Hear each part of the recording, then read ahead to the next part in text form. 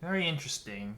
Pokemon Legends Arceus early review scores: Eurogamer recommended VGC 5 out of 5, Telegram 5, VOOX 4.5, VG 2474, Game Informer 8.75, GameSpot 8, Shack News 8. Damn. Surprising to say at the very least. If y'all remember at least the initial reveal trailer, some of the frame rate on those Pokemon animations, it was like what, 5? And like now they're saying it's really good. I'm not saying I don't doubt that it's at least decent, but man, that's really surprising. I do know for the most part there are people that are saying like, oh, this looks like shite, and yeah, I think there could be some better graphics, at least particularly like The Legend of Zelda Breath of the Wild definitely looks graphically better than some of this. And sure, while I'm gonna say that the graphics aren't everything, I do think they could have done a little bit better. But at least on a graphical scale, it's okay-ish and it's not that great. But if the gameplay is there, I'd rather have that than to say, the best looking graphics but an awful game. Ultra Kill comes to mind, for example, with not that great at graphics technically, but it's supposed to be retro looking, but it has great gameplay. God of War, it has good graphics and it has good gameplay. But even if the graphics for God of War was less than good, I still think the game would have done well. It just would have been panned a little bit for its graphics. But so yeah, basically, Legends of Pokemon Legends Arceus seems to be doing, at least gameplay wise, really good. If they can just do better with the graphics, I think the game might do, this series of games might do really well. Who knows? And yeah, I'm kind of interested to see where the Pokemon team will carry out their games, but you definitely need to have a lot more people working on these games, or keep like the release schedule like, more distant instead of having yearly games, because that yearly games tends to be poor. Because like if you look at COD, I think the series has been declining for a while. And so, that's my thoughts though. But anyway, let me know what you think in the comments down below. And tell me, are you going to play some of Pokemon Legends Arceus? Let me know too. So, I did want to talk about Pokemon Legends Arceus because it was a little bit interesting to see how the game's reveal trailer looked really poor and it didn't look like it was going to do well. But then at least in terms of gameplay, people were like, oh, this shit's slapping. I do want to talk about some pretty major news, and first, I want to get into something minor, though, before I do that. It's called Activision Blizzard. You may have heard of them. And the fact that Microsoft bought them for $69 billion. Just a little bit, just a little bit of the cash money being flown around. So, if you didn't hear, Activision Blizzard is being bought out by Microsoft for $69 billion. And it's just crazy to me that this happened at all. To be fair, I think Microsoft would be good in the sense that it'll change how Activision Blizzard runs, but at the same time, Bobby Kotick's probably getting off easy. Now, what do I mean by that? Let's just jump into the news, shall we?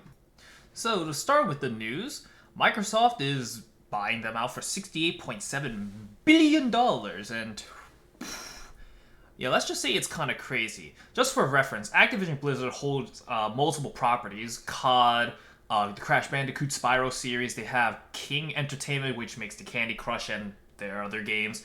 And then you have Blizzard that holds, Diablo, Overwatch, and their games. So World of Warcraft is another big one. Just another game. But so it's kind of crazy to me that Microsoft is buying out all these companies. And we thought that the Bethesda buyout was huge, massive.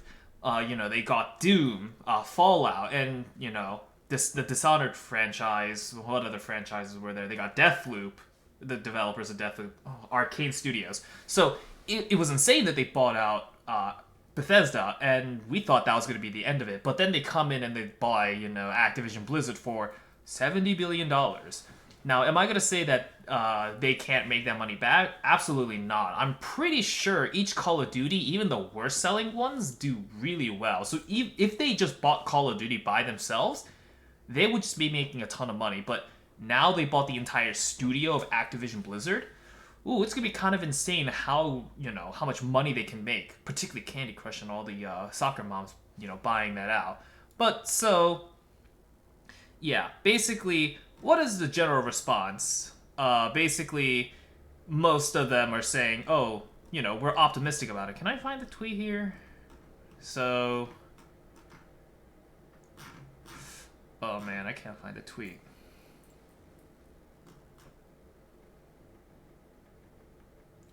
So yeah, some sentiments I've heard from Activision Blizzard employees today: optimism about management changes and the positive culture of several Xbox-owned studios, fury towards Microsoft for giving Bobby Kotick a big payday and soft exit, and determination to keep organizing. So yeah, it's basically just to round this out.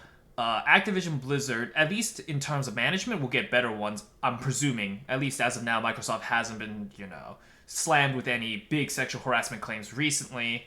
And Bobby Kotick's also getting out mostly scot-free. And yeah, let's just say I don't like that. Particularly with the fact that, as the head of the entirety of Activision Blizzard, the fact that you didn't hear at least some of this seems not only improbable, it also wasn't possible. You literally were the perpetuator of some of them, but then the fact that he gets off relatively easy. Now, am I saying that I want them to continue doing this and not buy out Activision Blizzard and throw him out? No, because I do want him out, and if the only way to do it is to buy out the company and then kick him out, I guess that's the only way to do it, but I feel like there has to be some other avenue that you can just kick out Bobby Kotick, but that's not for me to know, and it's for either Activision Blizzard to figure out how they can do that internally, or if Microsoft can do that without just letting Bobby Kotick off scot-free. But yeah, so basically this leads to a few questions though, particularly with a monopoly situation, right? Because Microsoft has been buying out a ton of studios like Ninja Theory, the Cuphead developers, NDHR I think is their name, and then most recently Bethesda, and so now that they bought out Activision Blizzard, Microsoft's willing to just toss out money in order to buy these companies and studios. Now, they wouldn't do this if they weren't getting any money out of it, and obviously Bethesda, it was $30 billion or whatever for them? They're probably going to make that money back, from Fallout 76, making a new Fallout game, or, making a new Dishonored series, reboot that or something, new Arcane games, So, it's not improbable that they're going to make their money back from those companies. But that leads to the question, are there going to be gaming monopolies? And so we already do have three major tech companies that are, holding on to the gaming scene. Sony, Microsoft, and Nintendo all have, their stake in the console generation. But I think, Microsoft and Sony are clashing with each other more so than, say, Nintendo, which is a different subset. It's a lot more kid-friendly and also, helps supplement PC gaming with its own setup and lineup of games. Because not to say that you can't get some exclusives on the PlayStation Store with originally Uncharted 4, Horizon Zero Dawn, Ghost of Tsushima, which are being moved now onto the Steam Store. But Nintendo games are its own vein of interesting, right? Because you have RPGs like Pokemon, platformers like Mario, and so The Legend of Zelda, and so it's really Nintendo got its own thing, but Microsoft and Sony are basically competing for the same space. And I'm just kind of afraid that Activision Blizzard being bought out might set a precedent, because, basically, Microsoft might just try to buy out companies and then make exclusives out of those. And, they can do whatever they want with their money, but then that'll decrease the amount of competition, because it's then, you either buy Microsoft or you buy Sony or you buy both, and there is no, in-between games like Call of Duty will be able to be on both platforms. Now, at least if when Activision Blizzard gets bought out, it will still be on PlayStation for at least some time, but I definitely think it's, I'm skeptical about this, because it doesn't seem like Microsoft's just going to stop at Activision Blizzard. If they do, and they only buy, a few more studios, and they're really tiny indie studios that showed potential and maybe just didn't get the recognition like Ori and the Blind Forest developers, then I wouldn't be too, I guess, hesitant about this, but it's just with this Activision Blizzard purchase, Microsoft seems willing to toss money at a problem and kind of just buy it out. And I don't know. We'll see whether or not this does have ramifications in the future. I hope not, and I just hope that, they were looking at this, they're like, I want that Overwatch money. I want that COD money, but I'm not entirely sure. So we'll see if this has any future ramifications. Oh, and one other thing about Activision Blizzard I do want to talk about. If you remember the testers at Raven Software that were being kicked out after basically working on COD Warzone, they were getting kicked out. Breaking, testers at Raven Software, a division of Activision, says they have formed a union and are asking for voluntary recognition. It's a 34-person unit, and it's the first ever union of a big budget video game studio. Because sure, there are some other unions for other video game studios, but they're tiny compared to, Activision Blizzard, which is literally a AAA developer. And so, in North America. So, yeah, it's the first union, at least in a big industry in America, and it's just crazy to me that, we don't have more unions, but that's besides the point. But, to put it lightly, is carefully reviewing the request for voluntary recognition from the CWA, which seeks to organize around 3 dozen of the company's nearly 10,000 employees. And if I remember correctly, Jason follows up with another tweet basically saying, hold on.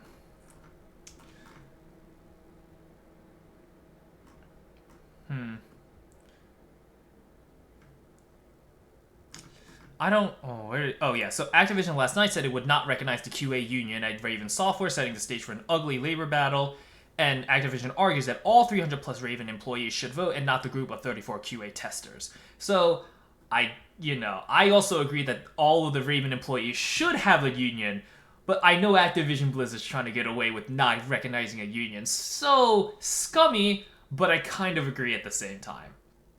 Well, they should just recognize at least the QA testers, and then you can get everybody else within that union. That's all I'm saying. But so, yeah.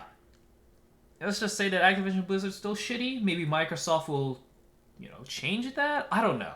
We'll see how Microsoft, takes over Activision Blizzard and, how do they change the culture there? Or does it stay toxic? I hope not. Phil Spencer is a based man, but I do not want to see him become cringe. That's all I want to say about this. Oh, and finally, there's a new survival game in an all-new universe, and I'm pretty sure it's just the Blizzard offices. But besides that, there's also a few other game companies that are releasing games, or at least announcing it. EA Star Wars is announcing 3 new Star Wars games created by Respawn. One of them is going to be a follow-up to Jedi Fallen Order, and I think 2 new titles, if I remember correctly. And so, it looks promising, but where's Titanfall 3? Yeah, Respawn, where's Titanfall 3? Arenas doesn't seem to be doing very well in Apex. Why don't you just make a Titanfall 3?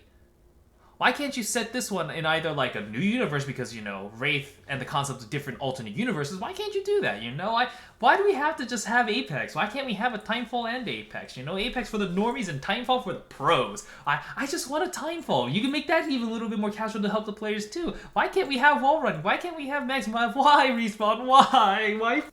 Next up on games released, one that was kind of accidentally released early and then confirmed by Crytek was Crysis IV.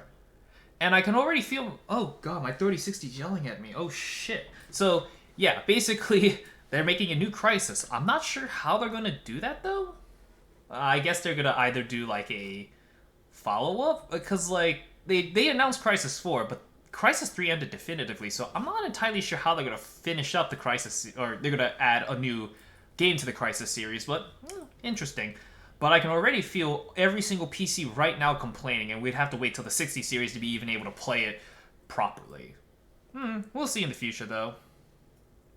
And so put this on your list of, I didn't expect this to happen at all. Saudi-backed company buys ESL for $1 billion. Wow. So, just so you know, ESL is one of the biggest esports companies, and basically, they host a ton of tourneys, and you might have heard them in, CSGO. That's at least what I know them from. And so it's interesting to see that Saudi-backed company buys ESL for $1 billion, and they also went and bought esports platform Faceit for $500 million. Wow. So, a little bit interesting to put it lightly, and I'm not entirely sure why a Saudi-backed company is doing this. I guess it's to, increase revenue and profits, and it's probably also to at least change public perception of Saudi Arabia, at least in some way, shape, or form, to be an esports center. So, we'll see. I don't know. It just seems weird, but I don't know. We'll see whether or not the Saudi-backed company does anything good with the ESL, or if it's just going to run like usual. We'll see. Up next on the set of games that have been at least somewhat confirmed and or talked about, Assassin's Creed Infinity. I was about to say Unity. Infinity! So, it's not going to be free-to-play game, and it's going to have a lot of narrative elements in it, and so it looks like what it's trying to be is a Destiny-type game. So I'm assuming at least from what I've read, it's going to have like a single player mode and then some multiplayer stuff, right? So you have a single player campaign, and you go through the progress of the entire Assassin's Creed story, and then there might be some like raid bosses or like stealth missions you have to do together, I think, or they might do something like the most recent games where you don't necessarily have to go stealth, but it'll help, make some things easier. I'm just not entirely sure what they're going to do, because Assassin's Creed has changed a lot. The first few games, it was about being an assassin, being sneaky, not, being seen. And then, tracking enemies and stuff like that, reconnaissance. And then later on, the games like Origins, Odyssey, and then Valhalla have been changed to be more like RPGs. And I wouldn't say it's bad, but I'm not sure how they're going to exactly fit all those games together, right? Because they said they want all the elements from all the Assassin's Creed games that they love to be brought back together. As far as I'm aware, Black Flag's the only one everybody said that was really, really good, or besides the original trilogy, because then after that, it started going downhill. And then Origins came out and people loved that. They also liked a lot the follow-up to that, which was Odyssey, I'm pretty sure, or it's the Greece one. And then Valhalla, so I'm not sure how you combine all those elements together. I'm a little bit excited to see, but we have to see how they're going to make Assassin's Creed Infinity fun. And how they're going to, monetize that. Because they could monetize it with a bunch of cosmetics and make you pay out the ass for it. Or it might just be, hey, here's a story. Here's some multiplayer stuff you can play together. And, you just pay for new content. Which I wouldn't be too opposed to, but this is Ubisoft we're talking about. And today's final set of news that I want to talk about. A sequel to the 2021 movie Mortal Kombat is being made. Mortal Kombat 2 will be made by the Moon Knight director. Yeah. It served as the head writer of the series Moon Knight. So, yeah, pretty interesting. And at the very least, nowadays, it looks like any property that's being turned into a film or into other media seems to be doing really well. The most recent one I can think of is Sonic, Mortal Kombat, So I'm really excited to see games being turned into other media, because it seemed like it was the only one that couldn't do it. With like the Mario movie, the first Mario movie, and not the Illumination one. Yeah, let's just say it wasn't quite the Mario that we knew. So, yeah, it's interesting to see that now we finally seem to understand how to make a game into a movie or into like a comic book, really well. So, I'm interested to see what the Mortal Kombat 2 movie looks like, even though I haven't watched the original. Nor have I watched the Sonic movie. Oops. I have watched the Detective Pikachu movie, and supposedly they didn't go with a sequel with that one, and I'm a little bit mad. I kind of get why, though, but I feel like you could have done some follow-up. But I don't know. So, yeah, really cool news, and so I hope I see more of this in the future. So, that's the end of this week's news. I know I'm, how many days? 3 days late. Oops. Yeah, so I had a few things go up, but it did give a lot of time for particularly like the Activision Blizzard situation to open up, being bought by Microsoft, the whole QA testers thing. There's still going to be probably some more news about that, and whether or not Activision Blizzard folds, we'll see. But I definitely think it's interesting, and I think it was better that I didn't talk about it until now. And yeah, there's a few other games that are coming out, some other news for big games coming out too. So yeah, really interesting to see all this happen, but I'm just more interested for when they come out, because I don't care about the news around it. Especially like Pokemon Legends Arceus. I definitely want to see the game more than I just want to hear people say, oh, it's good. Because Deathloop, everybody said it was a 10 out of 10, it was a 90, but then the game came out and people were like, it's fine. But I don't know if it was a 90. So we'll see if, Pokemon Legends of Arceus is a 10 out of 10 or, 9, 8 that people were giving it. We'll see in the future. But anyway, let me know in the comments down below what you want me to talk about, if there's something I missed this week, or predictions about future games that, you think will happen. So let me know in the comments down below, and don't forget to like, favorite, comment, and subscribe. And I'll see y'all next time. Probably Sunday, right? We'll see.